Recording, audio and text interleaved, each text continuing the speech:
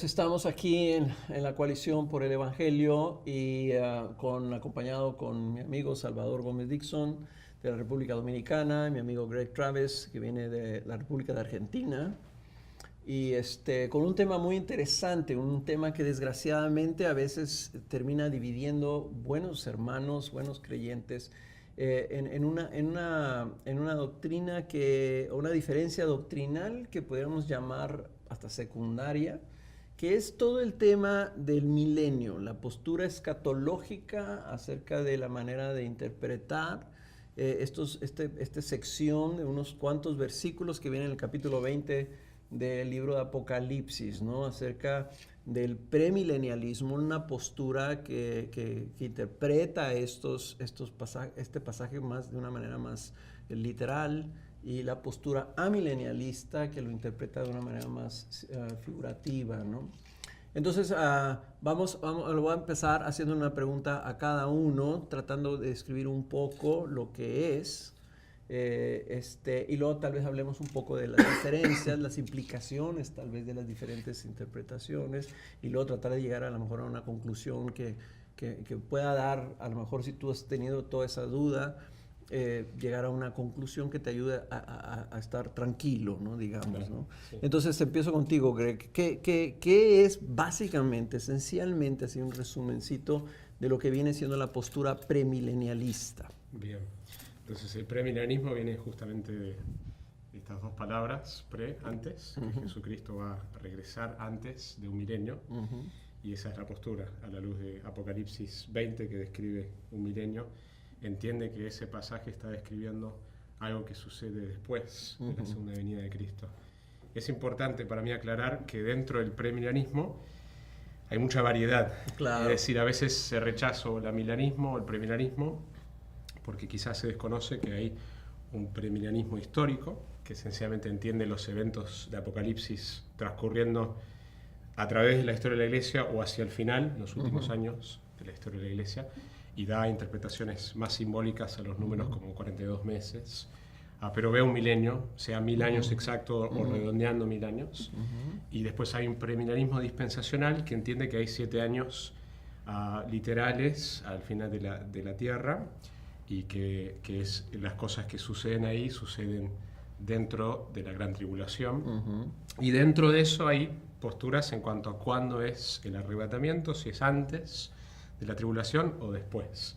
Entonces hay variedades dentro del premilenialismo, y a veces alguien pudiera estar de desacuerdo con un arrebatamiento previo a la tribulación y una segunda venida en 2 etapas, pero no necesariamente está rechazando el premilenialismo. Y eso es importante aclarar porque el premilenialismo propiamente habla de un milenio en un futuro, después de la segunda venida de Cristo, donde Cristo con la Iglesia reinará por 1000 años, mientras que Satanás está atado.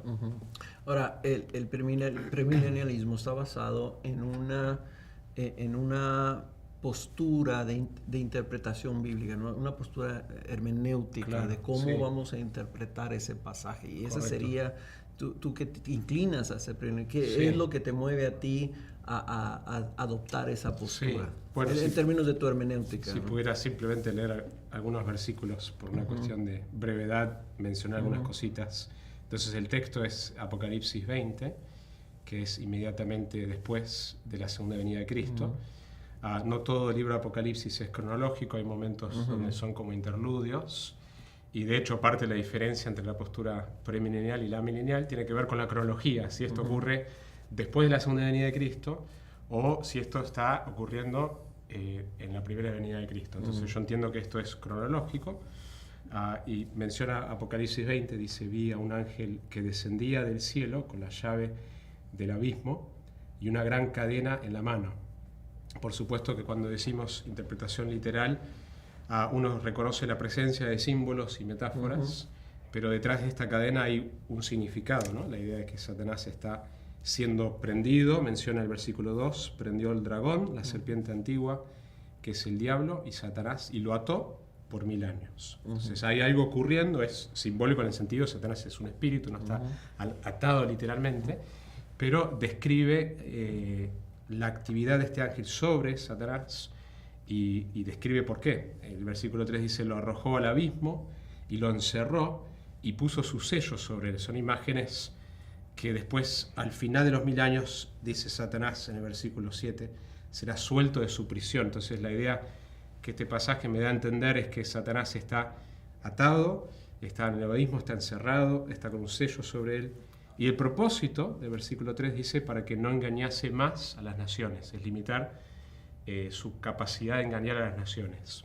En otras palabras, lo que tú estás describiendo es que la manera de interpretar el pasaje te está llevando entonces a decir, entonces eso me lleva a mí a creer que va a haber efectivamente un periodo específico de cierto tiempo, Claro. de tiempo, cerca de 1000 años, en donde esto va a ser una realidad y eso está en el futuro después de la venida de Cristo. Exacto, cuando veo esta descripción, en mi mente encaja más con algo futuro y no algo presente, donde Satanás es como un león rugiente. Okay. ¿No? Ahora, Salvador, te pregunto a ti, desde el punto de vista amilenialista, ¿cómo describes la doctrina o la creencia y cuál es la base interpretativa que influye en interpretar esos mismos versículos, pero de una manera diferente? Bueno, en primer lugar, me gustaría decir que hubo un tiempo que yo fui premilenialista.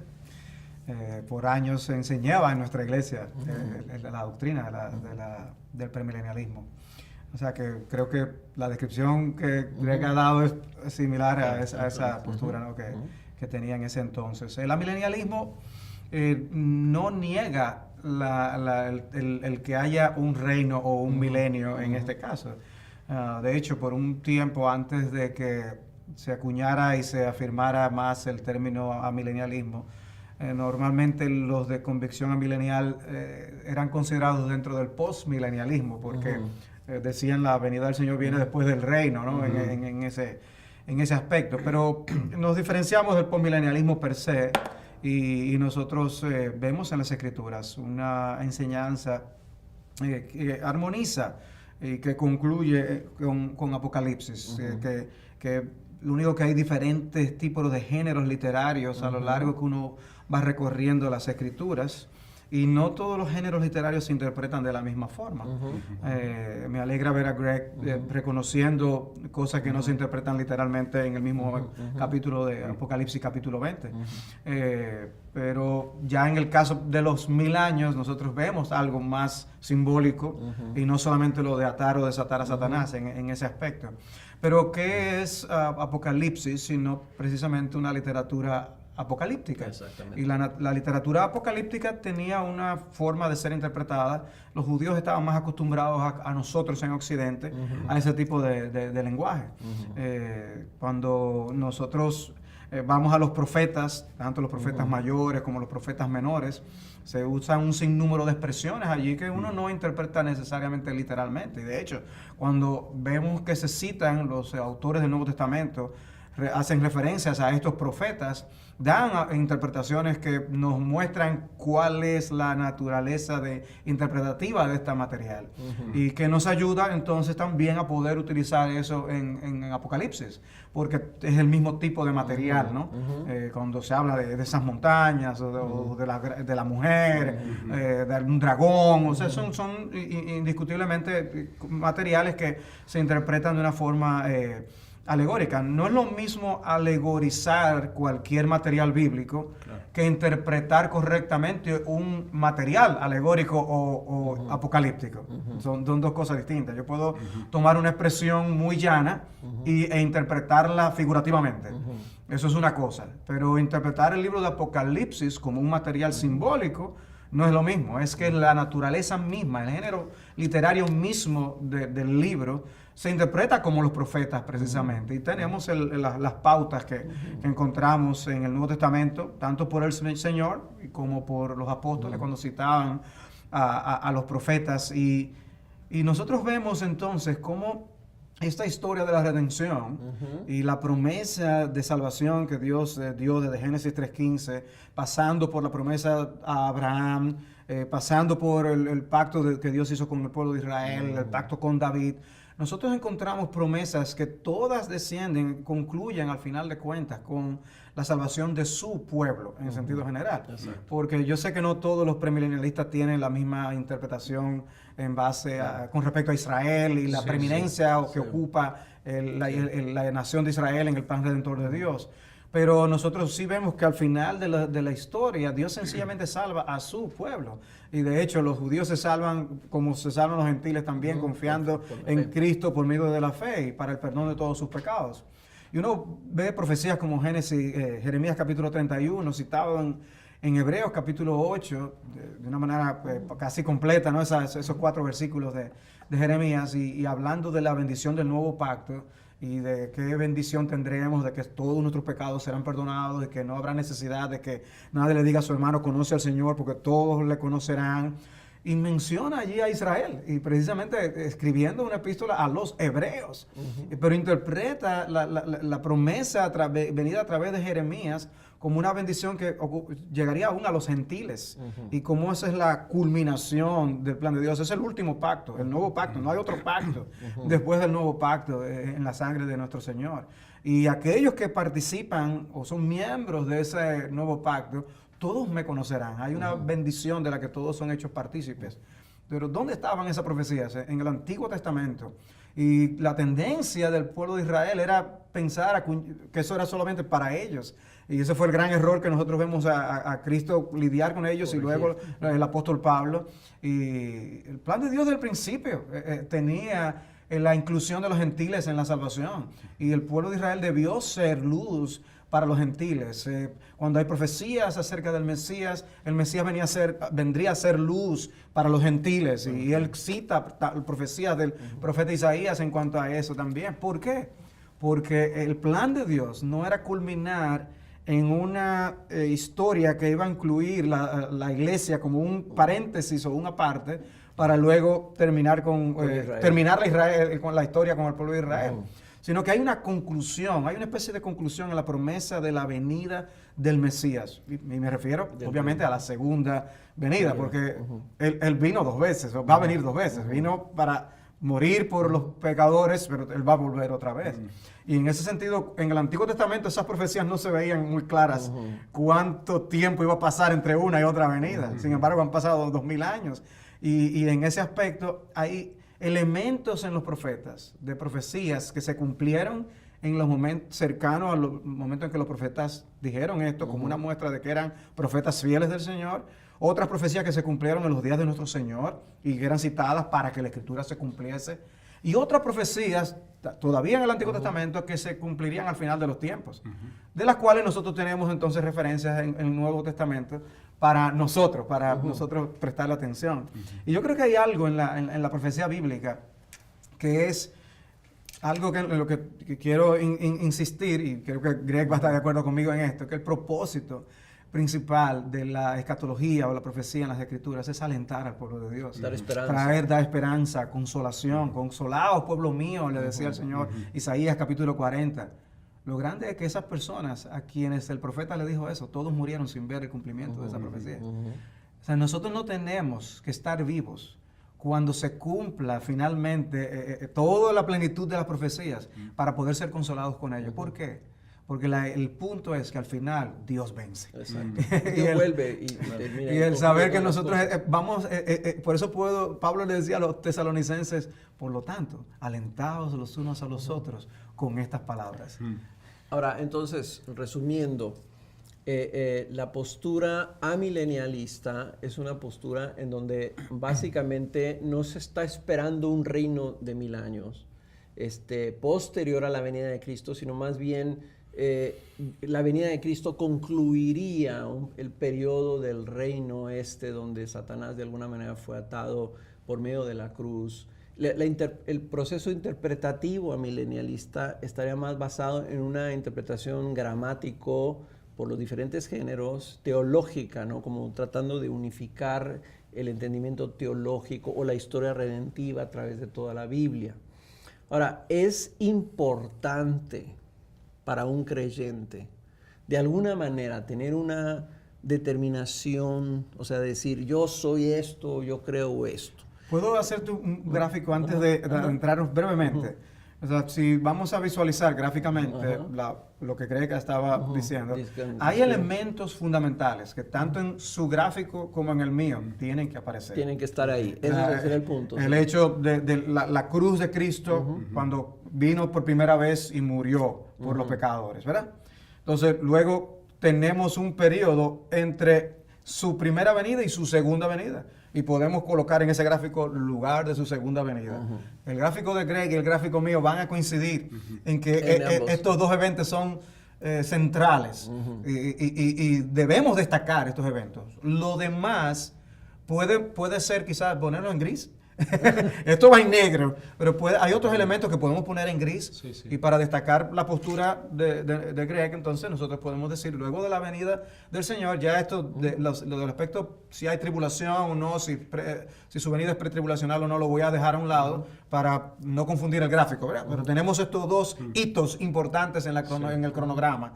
Luego, Greg dice, tenemos 1000 años del reino de Dios aquí en la tierra y luego el reino eterno. Lo que la milenialismo dice, lo que tenemos de interim entre la primera y la segunda venida es el milenio, es el reino de Dios. Y ya después después es la consumación y el reino eterno. Ahora, desde el punto de vista tuyo, para ti, Greg, el poder decir, y te dijo una cosa muy importante, Salvador, el propósito de Apocalipsis es dar esperanza, es dar aliento a su pueblo. ¿Cómo una postura premilenialista da esa esperanza? Yo creo que la clave para leer Apocalipsis es las primeras palabras, el primer versículo, la revelación de Jesucristo. El libro se trata de Jesucristo. Y no podemos, a medida que lo estudiamos, a medida que lo enseñamos, perdernos en los detalles.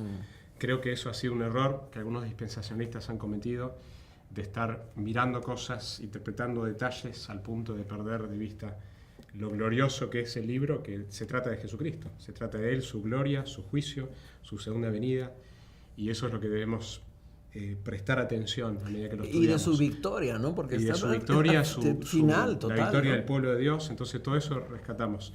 Yo creo que hay dos extremos con respecto a la escatología. Uno podemos llamar escatomanía y la otra podemos llamar escatofobia, ¿sí? Por un lado, la persona que es escatomaníaco tiene una fascinación con los detalles al punto de que la ortodoxia está determinado si vos coincidís con mi cuadro de cómo yo alineo todo eso. Y eso creo que es un extremo no bíblico, no saludable.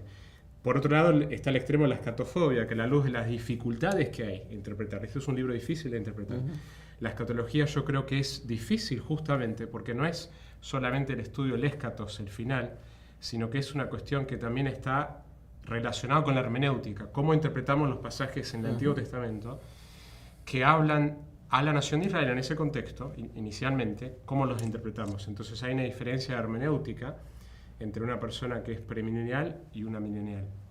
Y por eso creo que es complejo, porque también la escatología, para estudiarla, uno empieza en Génesis, no empieza en Apocalipsis. Entonces hay una complejidad, y yo el aliento que daría a una persona que está en cualquiera de esos extremos es saber que esto es grandes hombres de Dios que estiman en alta las Escrituras, y podríamos mencionar nombres, tienen posturas distintas en esto, premileniales y amileniales. Si uno tiene que enseñar las Escrituras, es el deber de uno luchar con eso, luchar con el texto, teniendo en perspectiva el énfasis de la gran historia que vemos en la Biblia, de que el libro se trata, especialmente Apocalipsis, se trata de Jesucristo, su venida, su victoria, pero finalmente debemos, como pastores y maestros de la palabra, luchar con la exégesis de cada pasaje. Y eso significa que obligatoriamente yo debo dejar que mi exégesis determine mi teología. Exacto. Y ese es el desafío. Ahora, obviamente es un tema demasiado amplio, se han escrito libros y libros de este tema, pero ahorita tú dijiste algo muy importante, dos cosas que tenemos que tener certera. Entonces, tanto el premilenialismo como el amilenialismo, si tú dijeras una cosa en un minuto, una cosa concluyente, de decir, oye, pero para el creyente, esto es lo que quisieras tú que se le quede, no el debate, pero ¿qué te gustaría en un minuto decirle, esto es importante para ti, que te quedes de todo esto? Bueno, la verdad que la pregunta es más difícil. Si los 20 minutos o tanto que podamos tener para discutir temas son pocos, darme un minuto para eso todavía es más difícil aún. Para escoger algo, por ejemplo, uno va a las epístolas de Pablo y uno encuentra un texto como 1 Corintios capítulo 15 y el desarrollo allí del tema de la resurrección del creyente y planteando cómo Cristo es la primicia de esa resurrección. Trae la esperanza al cristiano de que Cristo verdaderamente resucitó y nosotros resucitaremos en él. Y el contenido del capítulo plantea el hecho de culminación, o sea, cuando Cristo vuelva, esto será culminación. Y hay victoria, y por eso habla de la muerte ya como alguien que fue derrotado. Ya no hay más nada que buscar en ese sentido. Y una de las debilidades que veo en el sistema premilenial es que de alguna manera también hablan de que se salvan algunos durante el tiempo del milenio. Pero ya todo el problema aún de la muerte se fue resuelto con la venida de nuestro Señor Jesucristo. Y veo esa nota de victoria, un cántico de victoria en 1 Corintios. Y pudiéramos citar otros textos, pero es como si yo llegara a leer las Escrituras, el pasaje como Mateo 24 y 25, y todo empezara como a hacer sentido y decir, es que lo más importante es que Cristo vuelve. Exacto. Lo más importante es que Él vuelve. Exactamente. Y yo con eso cierro, decir, bueno, la esperanza que tenemos es Cristo. Le veremos cara a cara, seremos como Él, le veremos como Él es. Esa es nuestra esperanza y eso es lo que estamos esperando. Y por eso la Biblia termina con ese canto, decir, ven Señor Jesús, te estamos esperando y que sea pronto que el Señor tenga misericordia de nosotros. Amén. Amén.